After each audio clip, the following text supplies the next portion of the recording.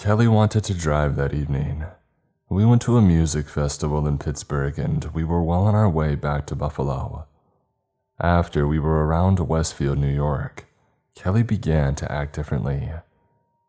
When we had driven the route 2 days earlier, nothing came up, but she seemed on edge all of a sudden. "Is something on your mind?" I asked her. She looked at me and peeked a grin and then responded, "Paul, it's nothing. You don't want to hear it." "Oh, come on, tell me," I shot back. "My parents would drive my sister and I on this highway every time we went to see my grandparents." "So?" I interrupted her, with a face that said she was being more serious as she looked at me. And then she looked back to the road and said, "My dad was driving us home one night back when I was 14. He told us something that I'm just remembering." There was a pause of silence as Kelly began to reveal more. "My dad told us that the local Eerie tribe believed in an evil spirit that would roam the woods by these roads. Also, specifically, he said to never stop around here." Afterwards, I turned on the radio, which made Kelly more calm.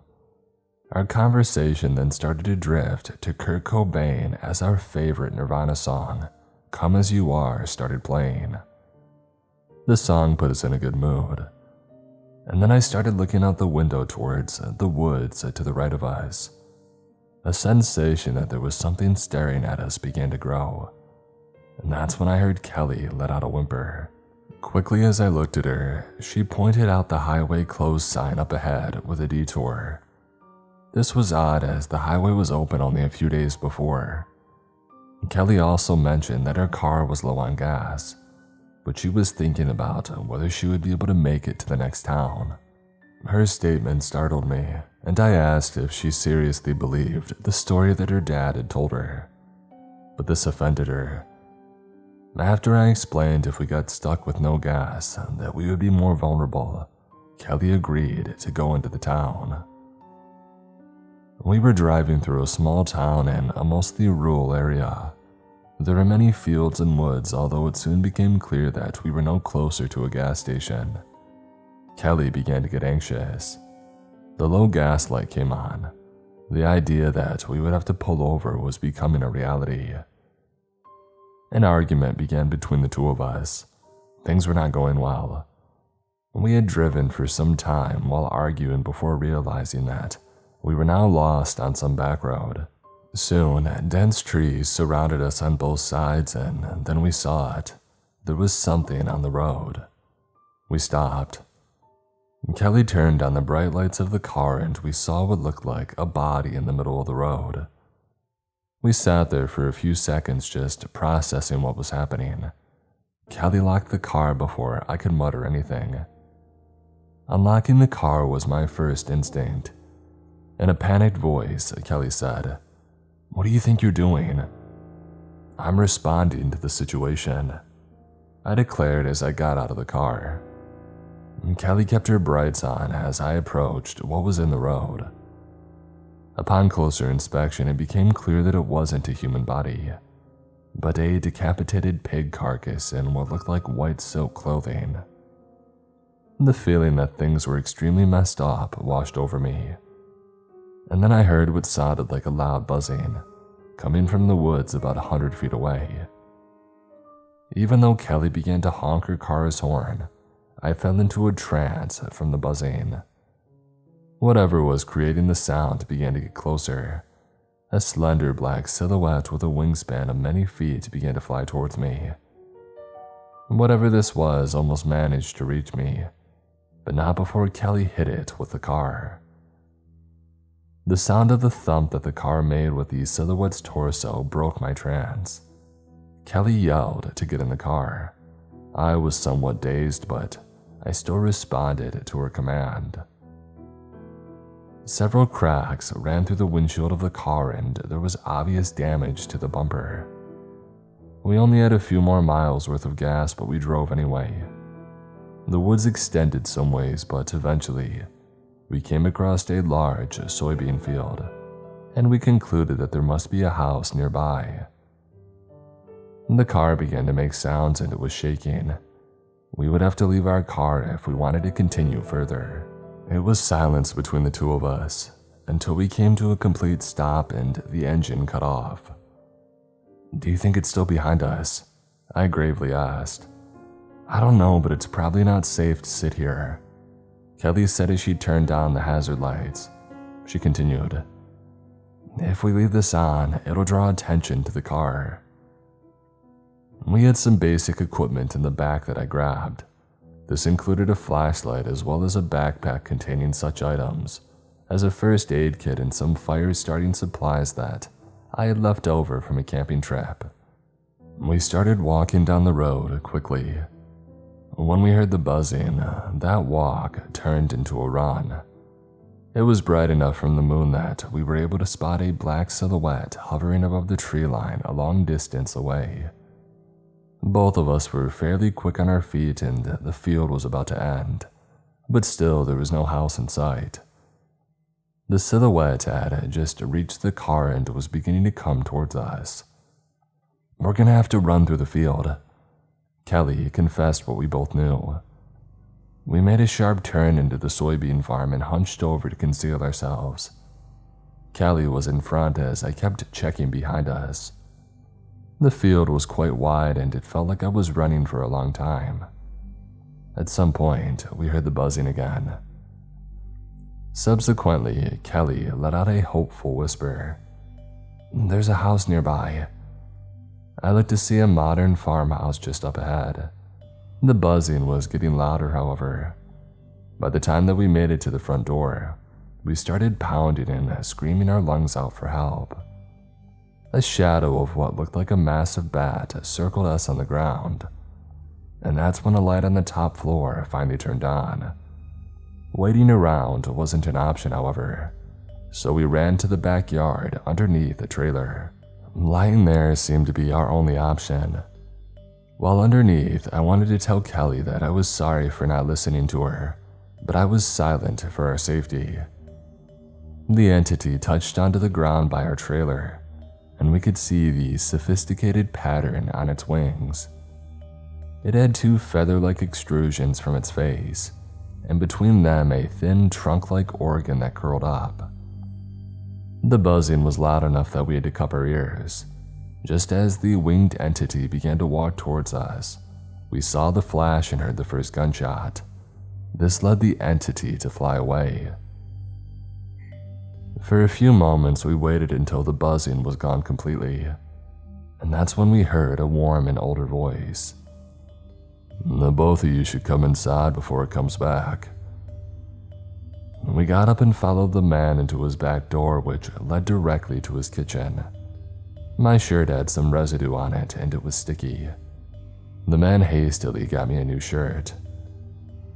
Once we were seated, I can now more clearly see the white beard and hair that the man had. He seemed somewhat weathered. If he were a little bigger, he could pass off as Santa, but he was too thin for that. He said if anybody wanted coffee that he was going to make some. He put his rifle against the wall. He was extremely calm considering the situation, and that's when he walked to the phone and called the sheriff.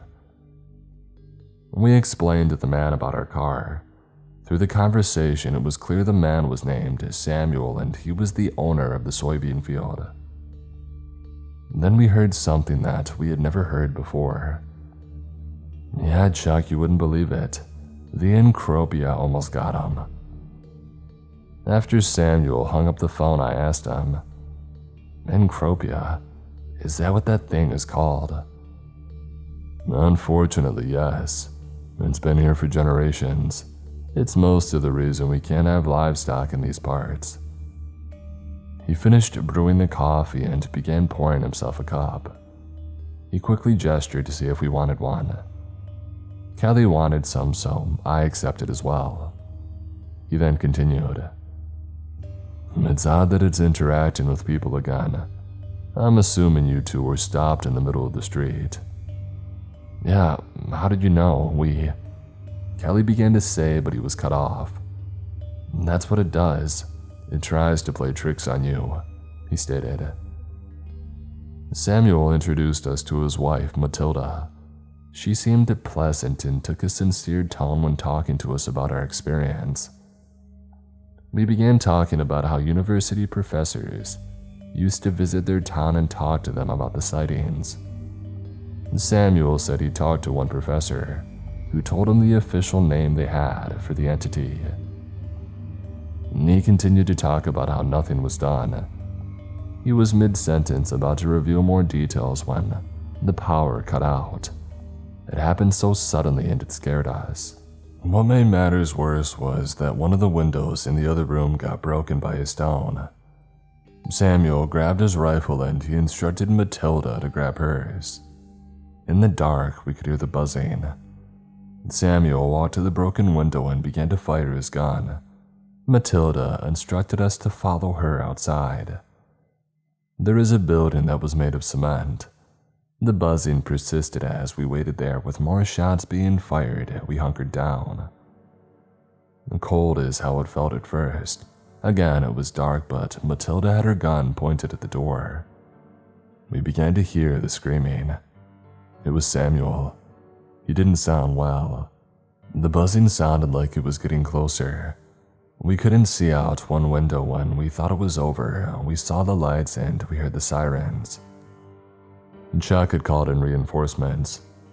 When this became clear, the buzzing had faded away. We were in the middle of the lawn. Some officers told Matilda to come with them, while Chuck had us follow him to his car.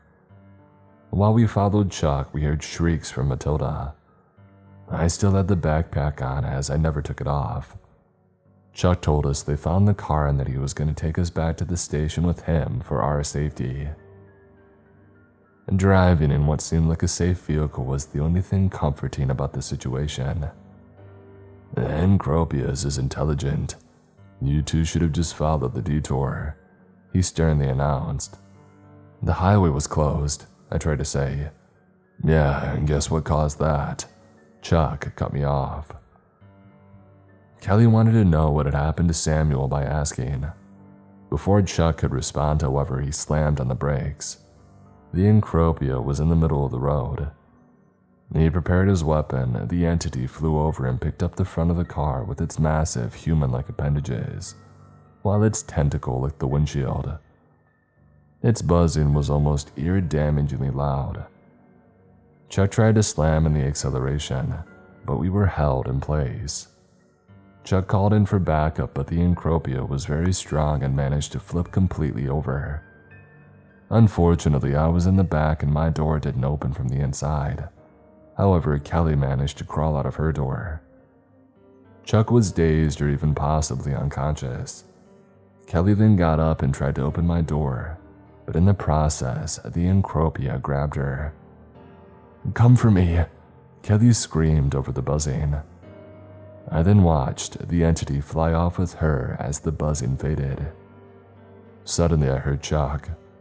He sounded somewhat concussed. It wouldn't take long for more officers to arrive.